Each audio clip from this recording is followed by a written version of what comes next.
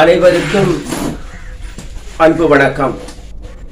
தமிழ் கத்தோலிக்க செய்தி லங்கா இணையதள யூடியூப் அறிமுக விழாவிற்கு அன்பு நெஞ்சங்களாகிய உங்கள் அனைவரையும் அன்போடு அழைக்கின்றோம். 891 ஆஸ்பத்திரி வீதி யாழ்ப்பாணம் என்கின்ற முகவரியில் 2001 ஆண்டு முதல் இயங்கி வந்த பிஷப் சவுந்தரம் மீடியா சென்டர் தற்போது தன்னுடைய இடத்தை மாற்றி உதயபுரம் கொழும்புத்துறை பீச் ரோட் கடற்கரை வீதியில் அமைந்துள்ள தனது நிலையத்தில் பணிகளை ஆற்றி வருகின்றது. பிஷப் சவுந்தரம் மீடியா சென்டருடைய பணிகளை நீங்கள் அறிவீர்கள். 97 ஆண்டு முதல் 10-15 வருடங்களாக ஒவ்வொரு ஆண்டும் ஊடக பயிற்சிகளை வழங்கி வந்திருக்கிறது. பலர் பங்கு பற்றி பயனடைந்திருக்கிறார்கள். 13 ஊடகவியல் நூல்களை வெளியிட்டிருக்கிறது. பலர் அதனை படித்திருக்கிறீர்கள். அதை பற்றித்தான் இங்கே நாங்கள் பேச இருக்கின்றோம். அதனை விட பாரதியார் பல்கலைக்கழகத்தோடு இணைப்பு பெற்று 65 ஊடகவியல் பட்டதாரிகளை உருவாக்கி இருக்கிறது. TCNL தமிழ் கத்தோலிக்க செய்தி லங்கா என்ற தொலைக்காட்சியை LBN கேபிள் ஊடாக பல ஆண்டுகள் நடத்தி இருக்கிறது. TCNL இணையதளம் ஒன்றை நடத்தி வருகிறது. தற்போது இந்த புதிய இடத்திற்கு மாறிய பின்னர் bishop Justin media library and research centre என்ற ஒரு இணைப்பை பெற்றிருக்கிறது. அதற்கு லண்டனிலிருந்து வருகிற அந்த என் செல்வராஜா நூல் தேட்டம் என்கின்ற புத்தகங்கள் பற்றிய புத்தகங்களை வெளியிடுகின்றவர். அவர் ஏராளம் புத்தகங்களை லண்டனிலிருந்து அனுப்பியிருக்கிறார். அவை ஆங்கிலத்தில் தான் இருக்கின்றன. இருந்தாலும் பயன்பெறும் என நான் நினைக்கிறேன். ஊடகவியல் சார்ந்த ஒரு தனியான நூல் நிலையம் ஒன்றை நாங்கள் உருவாக்கி இருக்கிறோம் என்று பெருமைப்படுகிறோம். இனி வரும் காலங்களில் அதில் பலர் பயன்பெறுவார்கள். இன்னும் பலருக்கு எங்களுடைய பணிகளை விஸ்தரிப்போம். ஊடகவியல் சார்ந்த நூல்களை பழையனவாக இருந்தால் என்ன, புதியனவாக இருந்தால் என்ன, அவற்றை எழுதியவர்களாக இருந்தால் என்ன, நம்மோடு தொடர்பு கொண்டால் விலை கொடுத்து அதனை வாங்கி இங்கே இணைத்துக் கொள்வோம். ஊடகவியல் சார்ந்து இலங்கையிலும் ஓரளவு இந்தியாவிலும் மற்ற இடங்களிலும் வந்த புத்தகங்கள் அனைத்தையும் இங்கு வைத்து பாதுகாத்து பராமரித்து பயன்பெறுவதற்கு கொடுக்க வேண்டும் என்பதே எங்களுடைய பிரதான நோக்கமாக இருக்கின்றது. இவற்றினோடு இங்கு வந்த பின்னர் செய்தியாளர் ஊடக தூது மடல் ஒன்றை வெளியிட தொடங்கி இருக்கிறோம். முதலாவது இதழ் இதுவாகும். அதனுடைய 2வது இதழ் விரைவில் வர இருக்கின்றது. இந்த இதழ் தான் இன்னும் ஒரு பணியை செய்ய எனக்கு ஒரு ஆர்வத்தை தந்தது. கடந்த ஆண்டு 23ஆம் ஆண்டு இந்த முதலாவது செய்தியாளர் ஊடக தூது மடலை வெளியிட திட்டமிட்ட போது எனக்கு ஒரு தொலைபேசி அழைப்பு வந்தது. 2 மாணவர்கள், உயர்தரத்தில் ஊடகவியல் கற்கின்ற 2 மாணவர்கள் அந்த அழைப்பை ஏற்படுத்தி இருந்தார்கள்.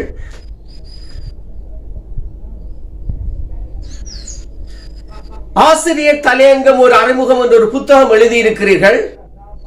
இந்த தடவை ஆசிரியர் தலையங்கம் பற்றிய ஒரு கேள்வி வருவதாக சொல்லுகிறார்கள். எங்களுக்கு ஒரு புத்தகம் வாங்க முடியுமா என்று கேட்டார்கள். நான் என்னுடைய புதிய அமைவிடத்தை கொடுத்து வாருங்கள் என்று சொன்னேன். 2 பேர் வந்தார்கள். புத்தகத்தை கொடுத்தேன். பணத்தை நீட்டினார்கள். நான் சொன்னேன், பணம் தேவையில்லை, நீங்கள் படித்து பயன்பெற்றால் போதும் என்று. அவர்கள் உடனடியாகவே இப்படி பிரட்டி பார்த்து விட்டு சொன்னார்கள், பாதை இவ்வளத்தையும் வாசிக்க வேண்டுமே, சோதனைக்கு கொஞ்ச நாட்கள் தானே இருக்குன்னு சொன்னார்கள். ஆசிரியர் தலையங்கம் ஒரு அறிமுகம் என்ற தனி புத்தகமாக இருந்தது. ஆனபடியால் அவர்கள்கிட்ட சுருக்கமான வீடியோ எதுவும் இருக்கா ஃபாதர்? அவர்கள் சொன்னது எனக்கு ஒரு கருத்தை தூண்டியது. அப்போதே நான் நினைத்தேன், இவ்வாறு யூடியூப் மூலமாக விரிவுரைகளை ஆற்ற வேண்டும் என்று. ஆசிரியர் தலையங்கம் ஒரு அறிமுகம் என்ற அந்த புத்தகத்தை வாங்கியவர்கள் சொன்ன விடயம், இதை நீங்கள் ஒரு யூடியூப்பாக அல்லது சிடிகளில் வெளியிட்டால் என்ன என்ற கேட்ட கேள்விதான் நான் இந்த விடயத்தை செய்ய தூண்டியது. இந்த செய்தியாளர் ஊடக தூது மடலிலும் ஊடகவியல் கற்போம், பொறுப்புடன் பணியாற்றுவோம் என்ற ஒரு தொடர் பகுதியை ஆரம்பித்திருக்கிறேன். அது ஊடகவியல் சார்ந்த விரிவுரைகளை சுருக்கமாக தருகின்ற ஒரு பகுதியாக இருக்கும். அதனை விட ஊடகவியல் கற்போம் என்கின்ற இந்த தமிழ் கத்தோலிக்க செய்திலங்கா இணைய யூடியூப் தள மூலமாக இந்த உரைகளை நான் வெளியிட இருக்கின்றேன். பயன்பெறுவீர்கள் என்று நான் நம்புகிறேன். இது பற்றி உங்கள் குறிப்புகளை, கருத்துக்களை, விருப்புகளை தெரிவித்தால் இணைத்துக் கொள்வோம், சேர்த்துக் கொள்வோம், மாற்றிக்கொள்வோம். இது ஒரு தொடக்க நாள் என்கின்றபடியால் நிறைய விடயத்தை என்னால் சொல்ல முடியவில்லை, நான் சொல்ல ஆயத்தமாக இல்லை. எங்களுடைய இரண்டாவது ஊடக தூதுமடல் வெளியிடப்பட இருக்கிறது இன்னும் சில நேரத்தில். ஆனபடியால் அதன் பின்னர் இனி வருகின்ற எங்களுடைய இந்த இணைய யூடியூப் தள வெளியீட்டில் நிறைய விடயங்களை வெளியிடுவோம். நான் மட்டுமல்ல, என்னுடைய முகத்தை மட்டுமே நீங்கள் பார்த்துக் கொண்டிருப்பதாக இல்லாமல் இருக்க மற்ற ஊடகவியல் வல்லுநர்களையும் விரிவுரையாளர்களையும் மற்ற எழுத்தாளர்கள் செய்தியாளர்களையும் அழைத்து வந்தும் இதில் பேசுவதற்கு, பங்கு பெற்றுவதற்கு, கருத்துக்களை வெளியிடுவதற்கு நான் ஆயத்தமாக இருக்கின்றேன். என்னுடைய 13 ஊடகவியல் சார்ந்த நூல்கள் 14, 15, 16 எல்லாமே அச்சில் இருக்கின்றன. மிக விரைவில் இந்த ஆண்டில் வெளிவர இருக்கின்றன.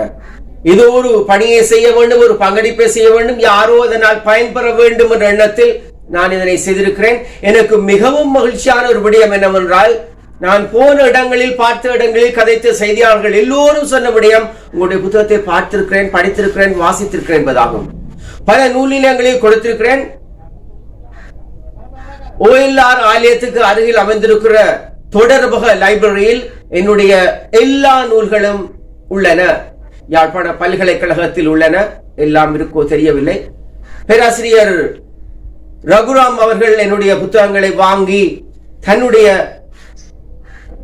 பீடத்தில், தன்னுடைய பீட நூல் நிலையத்திலும் வைத்திருக்கிறார். அதை விட பல இடங்களில் நான் கொடுத்திருக்கிறேன்.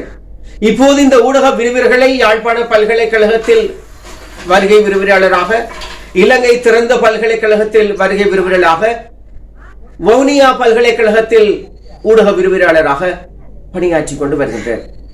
இந்த 13 நூல்களையும் அது எழுதப்பட்ட விடயங்களை அந்த 2 மாணவர்களிடம் கேட்டுக்கொண்டது கிடங்க அவ்வளத்தையும் ஆட்கள் இருந்து வாசிக்க முடியாதபடியால் இதை சில வேளை போட்டுவிட்டு கேட்டுக்கொண்டே வேறு அலுவலை பார்த்துக் கொள்ள முடியும், வாகனங்களில் கேட்டுக்கொண்டு செல்ல முடியும், மற்ற படைகளோடு இதனை கேட்க முடியும் என்ற நோக்கில் இவ்வாறு வெளியிட விரும்புகின்றேன். இதனால் நீங்கள் பயன்பெறுவீர்கள் என்று நான் நம்புகிறேன். என்னுடைய முதலாவது நூலை பற்றி ஒரு சின்ன விளக்கத்தை கொடுத்துக்கொண்டு நான் இதனை முடிக்கின்றேன்.